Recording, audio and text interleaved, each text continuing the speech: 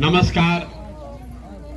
सबसे पहले तो आपके गांव में इस प्रांगण में आप इतनी बड़ी संख्या में छोटे से प्रांगण में बैठे हैं, इसके लिए आप सबका तहे दिल से धन्यवाद करते हैं, आपका आभार व्यक्त करते हैं। देखिए, हमारा नाम है प्रशांत किशोर। हम कोनो नेता ना है, रउआ के भाषण देवे या वोट लेवे नहीं आई, आपसे दो चार बातचीत करने आए, रउआ से परिचय करे चलल बानी। वोट नहीं मांगो, पैदल पैदल पूरा बिहार चलतानी। संकल्प कैले बानी कि पूरा बिहार घूमे में, हर गांव शहर कस्बा पंचायत जाए में 5000 किलोमीटर पैदल चले पड़ी। अभी 85 दिन से पैदल चलता नहीं जा, 1.5 बरिस और चले पड़ी। जहां सुबह से चली लगा, जहां सांझ हो गए रुके के बाद अगला दिन वजह से फिर चले के बाद हमारा पैदल चले से राउर गरीबी तो ना दूर हो। हम कतनो पैदल चल दी तो उसे रोड राउड ना ठीक हो, राउर यूरिया 277 में ना मिली। वार्ड सदस्य लोग कहतन जा कि हमने के जीत के आगे बनी जा, हमने के कोनो कामे नहीं के अधिकारे नहीं के मिलल। जितना राउर समस्या बा, राउर लइकन के पढ़े के समस्या, एजा अस्पताल नहीं के, फसल के दाम नहीं के, सारा जो परेशानी बा ये हमारा पैदल चले से ना खत्म हो। तो हम आखिर पैदल चलत काहे के बानी? पैदल ऐसे चलत नहीं कि जेकर समस्या के समाधान करे के बाद एक बार ओकरा के आंख से देखे तो पड़ी ना भाई कि रुआ कौना जिन कष्ट में जियता नहीं। जे आजकल के नेता बा वो तो सब हवाई जहाज से चलता। वोट लेके एक बार गई तो फिर रुआ से भेंट ना हो 5 बरिस, फिर जब वोट लेवे आई तबे आई, फिर कोनो नया कहानी कह के फिर वोट ले ली। तो जौना राज्य के बिहार के दुर्दशा सुधारे के बाद तो जाने समझे खातिर गाँव गाँव जाए न पड़ी, समझे पड़ी कि रुआ कौना कष्ट में बानी। देखिए, बिहार आज से 40-50 साल पहले भी देश का सबसे गरीब और पिछड़ा राज्य था, और आज 50 वर्ष के बाद भी देश का सबसे ज्यादा गरीब, सबसे पिछड़ा, सबसे अशिक्षित, सबसे ज्यादा भूखमरी बेरोजगारी वाला राज्य बिहारे बा। आखिर हमरी के दशा सुधरत काहे नहीं के? हमनियों के दूगो हाथ दूगो गोड़ बा, एजा भी आदमी काम करते बा, अपना से रुआ ठीक से सोच समझ के वोटो देता नहीं, तो आखिर सुधरत काहे नहीं के? ई पदयात्रा ऐसे करता नहीं कि चल के रुआ सबके बताई कि दशा काहे बा। देखिए, बिहार में रुआ जहां चल जाए, जहां जाए, आदमी 5 बरिस बैठ के बतियावता कि बिहार में कितना भ्रष्टाचार बा। आदमी के घर नहीं के मिलत, सड़क नहीं के, नाली गली के हालत खराब बा, लइकन के पढ़े के व्यवस्था नहीं के, कोई के इलाज खातिर अस्पताल नहीं के, रोजगार तो कोई के नहीं के। सब के आदमी घर से बहरी गइल बा मजदूरी करे, घर परिवार छोड़ के।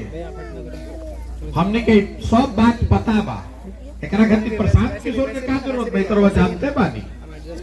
5 बरिस रउआ एकरा चर्चो करता नहीं, बतियावतो बानी, लेकिन जो यहाँ वोट होता रे भाई, वो दिन सब बात आदमी के भुला जाता है। बिहार में जहिया वोट होता वो दिन आदमी के 4 गो बात याद बा। पहला बात आदमी के याद बा कि हमार जात का बा, हमार जात के खड़ा बा, चलो ओकरा के वोट दे दिहल जाओ। जे जात से बच जाता ओकरा के हिंदू मुसलमान बना के, भारत पाकिस्तान हिंदू मुसलमान करके वोट लिया था। चलो चलो सब हिंदू एक हो जा। पुलवामा हो गई, पाकिस्तान के सबक सिखावे के बाद विधायक के मत देखो, MP के मत देखो, मोदी जी के देखो, चलो वोट दो सब भाजपा के। जे दोनों से बच जाता तो कहता कि भैया कतनो खराब बनो, और लालू जी वाला जो अपराध वाला राज रहे वो ना चाहिए, जंगल राज ना चाहिए फिर से। तो जंगल राज के डर से आदमी रो के गा के भी फिर जाके भाजपा के वोट दे देता। आज तीनों से बच जाता तो चौथा हमने के मुसलमान भाई लोग बा, ये लोग कहते कि भाई जी ही चाहे मरी, भाजपा के तो वोट दे ना सकी। ये तो मुसलमान विरोधी पार्टी बा। तो बिहार में तो दुइये गो दल बा, एगो मोदी जी के भाजपा और दूसरा लालू जी के ललटेन। नीतीश कुमार के तो कोनो दले नहीं खे, कभी ललटेन पकड़ के लटकी हम, कभी कमल के फूल पर बैठ के तैरी हम।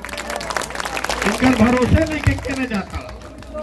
तो भाई हमने के जो मुसलमान भाई लोग बारन जा, कई लोग कहता जा कि जाए दिए भैया जी या चाहे मरी, भाजपा के दे ना सकी तो चलो है ललटेने के दबाव।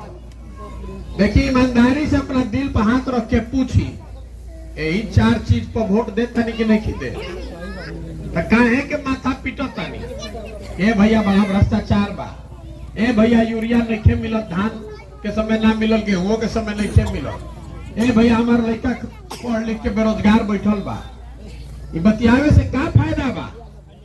जहां जाए गाँवे गाँव, घर में, खेत में, खलिहान में, दलान में, चाय के दुकान पर, जहां जाए आदमी यह बतियावता। अब वोटवा देता दूसर बात पर। तक जब रउआ जानता नहीं, हम जानता नहीं, तो नेतो जान गई बड़ा सन।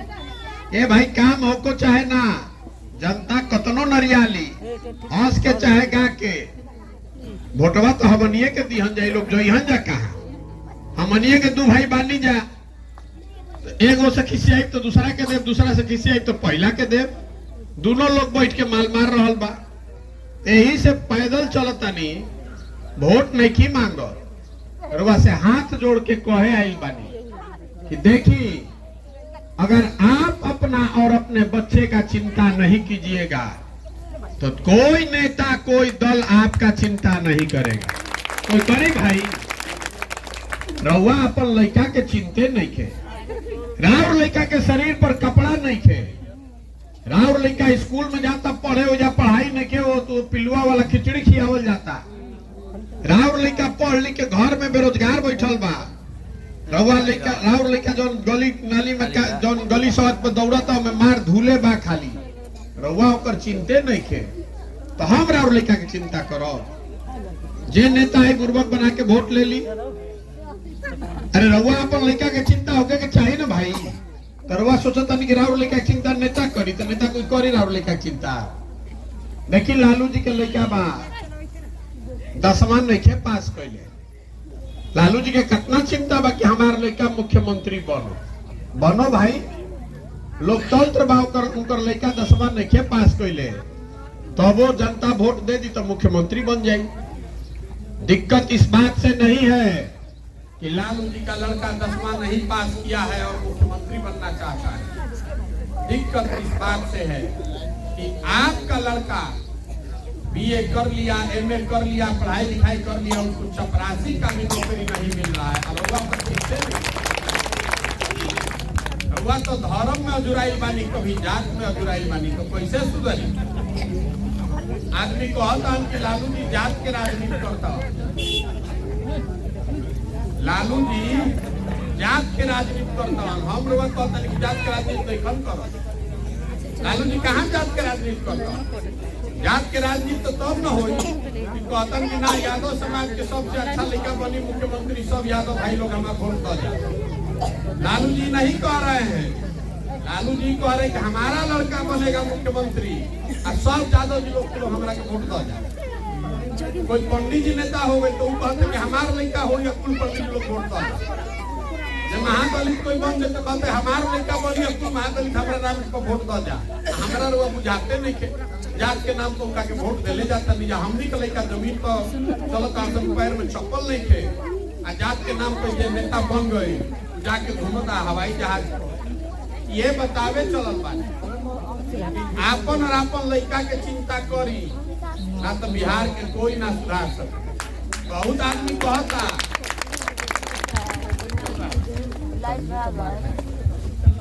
बहुत आदमी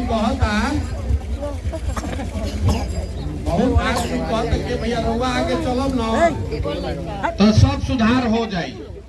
तो हम रउआ के ये बतावे है बानी कि हमारा चले से कुछ ना सुधार हो। जे मंच पावेला ये न कहेला कि हमारा के वोट दे दो, हम आए तो सब ठीक कर दे। हम आपको कहने हैं कि हम हमारे भरोसे चलिएगा तो कुछ नहीं सुधरेगा। जब तक आप नहीं जगिएगा तो प्रशांत किशोर सुधार दियन बिहार के। एगो प्रशांत किशोर आज की 10 प्रशांत किशोर। बिहार सुधरने वाला नहीं है जब तक जनता नहीं जगेगी। आप ये संकल्प नहीं लीजिएगा कि जात पर नहीं, धर्म पर नहीं, भारत पाकिस्तान के नाम पर नहीं, वोट उसको देंगे जो हम लोग के बच्चा के लिए पढ़ने का यहाँ व्यवस्था करे। वोट उसको देंगे जो घर में हम लोग को रोजी रोजगार दे। वोट उसको देंगे जो हम लोग का यहाँ घर बनवाए, खेत का फसल का दाम दे। वोट ओकरा के ना पड़े के चाहिए। तो ये संकल्प जब तक रउआ ना ले तो कोई बिहार के सुधार ना सके। ये बतावे खातिर चलल बानी। आदमी कहता नहीं भैया इतना बात बुझाता, रउआ ऐसा करी विकल्प बनाई, विकल्प ना रहे। दुए गो दल बा केकरा के दिहल जाओ, एगो नाग नाथ एगो सांप नाथ, जेकरे के वोट देता है काटते बड़ा सब। आप दल बनाइए तो हम अगर दल बना ले तो उसे विकल्प बन जाए बिहार में ना बनी। ऐजा बिहार में आदमी दल कैसे बनावेला? जे दल बनैलस उहे हो गई दल के नेता। आयोग को अदरस के हमारा बात हो हमार बेटा। अब कुल जना बिहार के आदमी तो झंडा लेके घूमा जा। वो विकल्प नहीं है।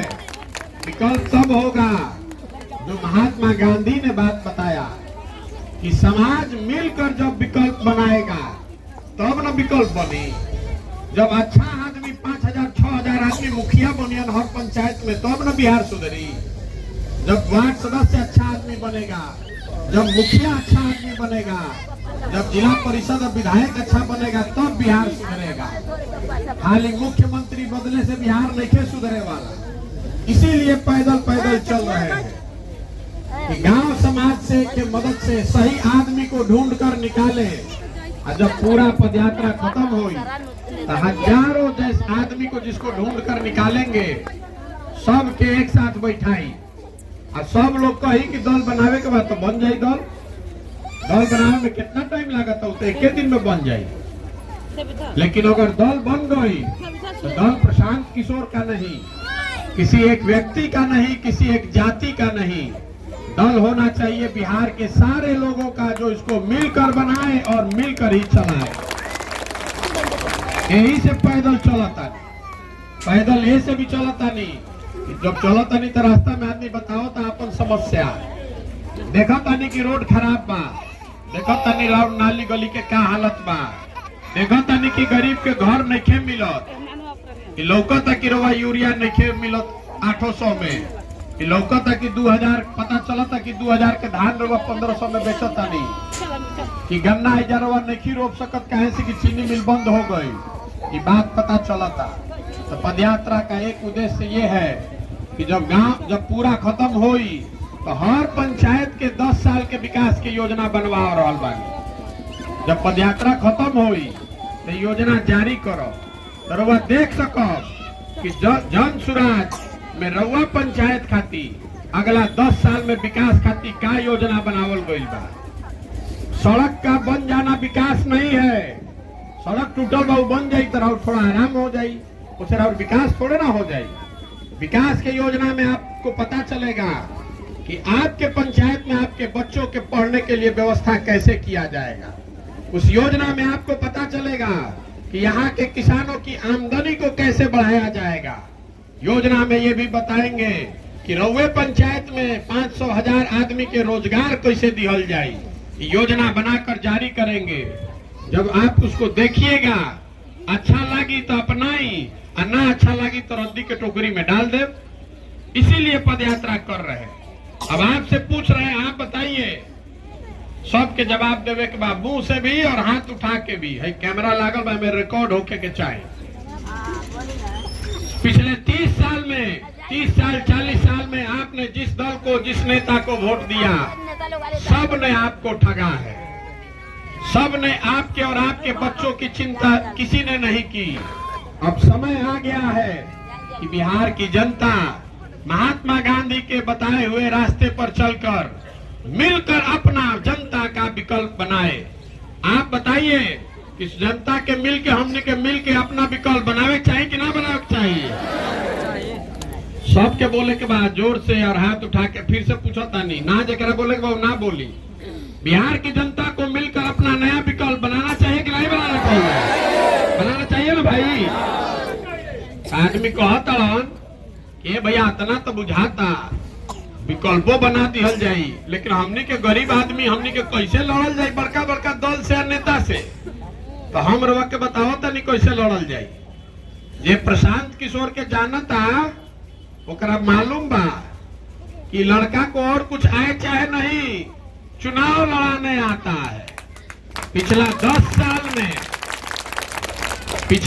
साल में जिस नेता का जिस दल का हमने हाथ पकड़ा है कोई आज तक चुनावे नहीं हारा है। इस बार दल और नेता को छोड़ दिए, बिहार के जनता का हाथ पकड़े हैं। जिसको भी जनता चुनकर अपने बीच से निकाल देगी उसी के पीछे अपना पूरा ताकत शक्ति पैसा व्यवस्था लगाएंगे और आपके आशीर्वाद से उसको जिता कर लाएंगे। तभी न बनेगा जन सुराज, तभी बनेगा जनता का राज। हजारों अच्छे लड़कों को वार्ड सदस्य बनाएंगे, हजारों अच्छे लोगों को मुखिया और सरपंच बनाएंगे, अच्छे लोगों को 200 आदमी को विधायक बनाया जाएगा, तब न बिहार सुधरेगा। खाली मुख्यमंत्री बदले से बिहार नहीं के सुधरे वाला, पूरा व्यवस्था में नीचे से लेकर ऊपर तक घून लाग गई बा। जहां जाए वजह कहता अफसरशाही, भ्रष्टाचार, पीसी, सब पीसीए में लागल बा। तब क्या जनता के पीसी के चक्कर में जनता पिसाता, तो हमने के ऐसे निकल के अब के लिए जना के जाता में डाल के पीस देवे के बाद जाता में पीसा दोनों जाना। आदमी कहता कि भैया केकर वोट काटल जाई, केकरा नुकसान ज्यादा होई, भाजपा के कि महागठबंधन के? तो हम रवा के बतावत नहीं, अभी तो दल बनले नहीं के, 85 दिन से पैदल चलता नहीं, कोनो रैली नहीं करत, धरना प्रदर्शन नहीं हो, मारा मारी नहीं हो, चुपचाप गावे पैदल चलता नहीं जा। आतना नेता घबराई बड़ा से नहीं जा से लेके दिल्ली तो हम रवा के बतावता नहीं, जन बल के आगे कोई बल नहीं है। एक बार आप खड़े हो जाइएगा, ना भाजपा का वोट कटेगा ना महागठबंधन का। जनता खड़ी हो गई अपने और अपने बच्चों के लिए, तो दोनों को काट के साफ कर दिया जाएगा। कोई नहीं बचने वाला है बिहार में इस बार। तो प्रयास होको ना, अरे प्रयास होको ना भाई,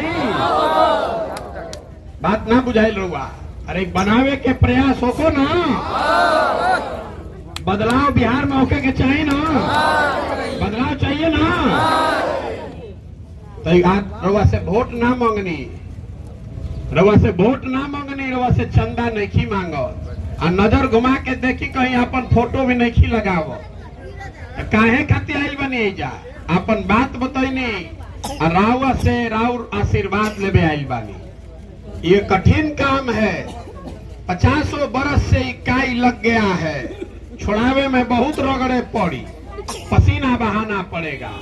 ये करने के लिए जरूरी है भगवान की कृपा, दृढ़ संकल्प और आपका आशीर्वाद।